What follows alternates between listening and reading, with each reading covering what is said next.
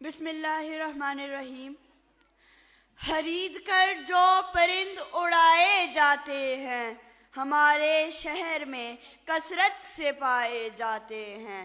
میں دیکھ آیا ہوں ایک ایسا کارخانہ جہاں چراغ توڑ کے سورج بنائے جاتے ہیں۔ میں اس لیے بھی سمندر سے خوف کھاتا ہوں، مجھے نصاب میں دریا پڑھائے جاتے ہیں۔ جس تک میری آواز پہنچ رہی ہے، سب کو السلام علیکم ورحمۃ اللہ وبرکاتہ۔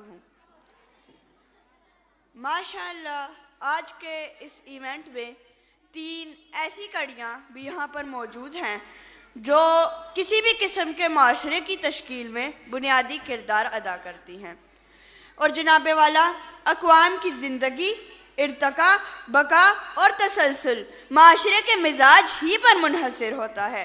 ہمارا معاشرہ اور معاشرتی نظام، قومی زندگی، ملکی نظام اور اجتماعی اسلوب اور فکر و عمل افرادی سوچ کا انعدار ہوتا ہے، یعنی گھوم پھر کر والدین، اساتذہ، معاشرہ اور معاشرتی نظام ایک ایسی چین ہے جو نہ صرف نسل نو کی ذہنی تخلیق و تعمیر کرتے ہیں بلکہ انہیں پروان چڑھا کر ایک نئی معاشرتی شکل کو منظم کرتے ہیں۔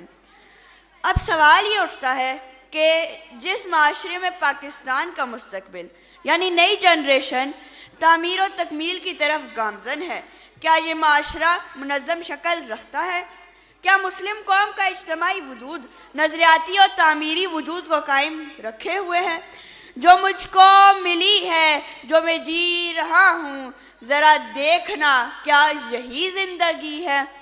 جناب والا، اگر ہمارے پاس تمام تعمیری اور تخلیقی سورسز یعنی والدین، اساتذہ، الگ اور آزاد ملک، اپنا مذہب، اپنا فلسفہ حیات، اپنے نظریات، جمہوری نظام، اپنی معدنیات، زراعت، اپنے پہاڑ، دریا، سمندر اور اعلیٰ تعلیمی ادارے، عدالتی نظام، آپ صلی اللہ علیہ وسلم کی ذات مبارکہ سے لے کر حضرت عمر رضی اللہ تعالی عنہ کی ترتیب نظامت سے لے کر ابن الحسم، ابن ماجہ، ابن رشد اور البیرونی جیسے سائنسدانوں سے لے کر کرنل شیر خان، عافیہ صدیقی اور غازی علم الدین جیسی قربانیوں سے لے کر محمد بن قاسم، ٹیپو سلطان اور ہارون الرشید جیسے مسلمانوں سے لے کر امام ابو حنیفہ، امام احمد بن حنبل، امام مالک اور امام شافعی سے لے کر علامہ اقبال کی نظریاتی اور قائدانہ شاعری، غالب حفیظ جالندری سے لے کر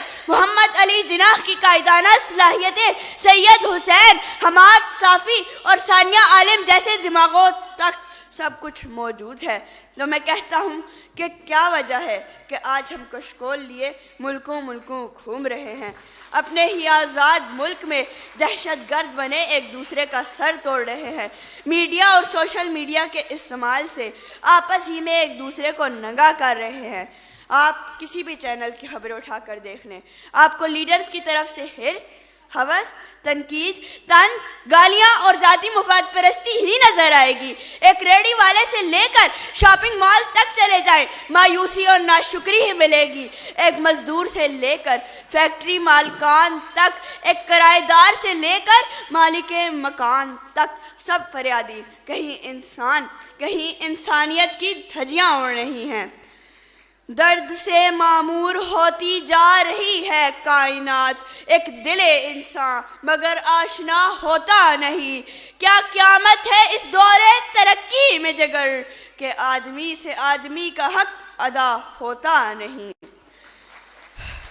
چونکہ میں یعنی پاکستان کا مستقبل، مسلم قوم کا انعدار اسی معاشرے میں تربیت پا رہا ہوں، اگر گستاخی خیال نہ کی جائے تو چند وضاحتیں پیش کرنا چاہوں گا۔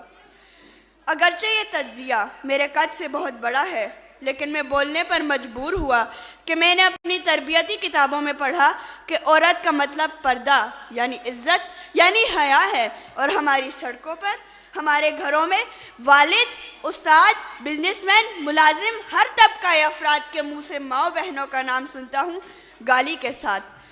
ایک ہی کلاس میں پڑھنے والے ہم بچے، آزاد ملک کے بچے کچھ بریلوی ہیں، کچھ وہابی ہیں، کچھ دیوبندی ہیں تو کچھ حنفی ہیں، حالانکہ ہمارا قرآن ایک، نبی ایک، مقصد مذہب اللہ ایک۔ میں تضاد کا شکار ہوں جناب والا کہ لیڈر کس طرح کا ہوتا ہے، وہ جو نصاب میں پڑھایا جاتا ہے یا جو آج ہماری قیادت کر رہے ہیں، اور میں روز انہیں میڈیا پر کبھی وردی میں، کبھی 3 پیس میں، کبھی کالے کوٹوں میں تو کبھی قومی جھنڈے والی عمارتوں میں دیکھتا ہوں۔ میں تضاد کا شکار ہوں کہ لباس کون سا پہنوں، وہ جو قرآن و حدیث میں بتایا گیا ہے کہ جس میں بدن کی نمائش نہ ہو، یا وہ جو آج قوم کی بیٹیاں جوش سے پہنتی ہیں اور عزتوں کے محافظ ان کو داد دیتے ہیں۔ میں تضاد کا شکار ہوں کہ زبان کون سی بولوں، کیا قومی زبان بول کر شرمندگی اٹھاؤں یا صرف انگریزی سٹائل سیکھ کر عالم بن جاؤں، حالانکہ سوائے عربی کے ہمارے لیے ترقی کے لیے باقی زبانوں کی اہمیت ہے، ان کے ایکسنٹ کی نہیں۔ میں خود بھی نہیں اپنی حقیقت کا شناسا جناب والا۔ پچھلی 3-4 دہائیوں سے معاشرے کی تعمیر انہی اصولوں پر ہو رہی ہے۔ ہم نے اپنی ثقافت، اقدار، اخلاق، نظریات و عقائد نقل و نمائش کی دوڑ میں کھو دیے ہیں، ترجیحات بدل چکی ہیں۔ چست پہنی ٹائٹس کے ساتھ آپ غیر کو یہ نہیں کہہ سکیں گے کہ آپ ہماری ثقافت دیکھیں کتنی خوبصورت ہے، امپورٹڈ چیزیں ہمارے گھروں میں عام استعمال ہو رہی ہیں، یعنی ہم یہ نہیں کہہ سکتے کہ ہماری مصنوعات بہت اعلیٰ ہیں، یعنی ہمارا فخر ہم سے چھن چکا ہے۔ میں سمجھتا ہوں کہ بندر چال ذہنیت میں پڑھ کر ہم یہ بھول گئے ہیں کہ سب سے اعلیٰ نبی، سب سے اعلیٰ کتاب، سب سے اعلیٰ مذہب ہمارے پاس، دنیا کے نامور سائنسدان اور لیڈر ہماری وراثت، دنیا کے اعلیٰ تعلیمی ادارے اور تیز ترین دماغ ہمارے پاس، آزادی ہمارے پاس، تو پھر ہمیں اغیار کی رہنمائی کی نہیں بلکہ ان کے مد مقابل ایک ہونے کی ضرورت ہے۔ یاد رکھیں، قدرت صلاحیتیں عطا کرتی ہے، صلاحیتیں قدرتی موت نہیں مرتی، انہیں ہمارے غلط انداز تربیت، غلط نظریات و ترجیحات یا تو مار ڈالتے ہیں یا پھر راستہ بدل دیتے ہیں۔ ٹائم کی کمی کی وجہ سے اپنی بات کو ختم کرتا ہوں۔ آخر میں بس اتنا کہوں گا کہ سانسوں کے سلسلے کا نام زندگی نہیں ہے۔ ہمیں اشرف المخلوقات کے تقاضوں کو سامنے رکھتے ہوئے، اپنی صلاحیتوں کو پہچانتے ہوئے اپنی شناخت بنانی چاہیے تاکہ سب کچھ ہوتے ہوئے بھی ہم ادھورے نہ رہ جائیں۔ دیکھ تو زمانے کو اپنی نظر سے، املاک منور ہو تیرے نور سحر سے، دریات تلاطم ہو تیری موج گہر سے، شرمندہ ہو فطرت تیرے اعجاز و ہنر سے۔ میں دعا گو ہوں کہ اے خدا امت مسلمہ کو وسعت سمندر کی سمجھ عطا کر کہ روند نہ دیے جائیں پیڑ سے گرے خشک پتوں کی طرح۔ آمین۔ شکریہ۔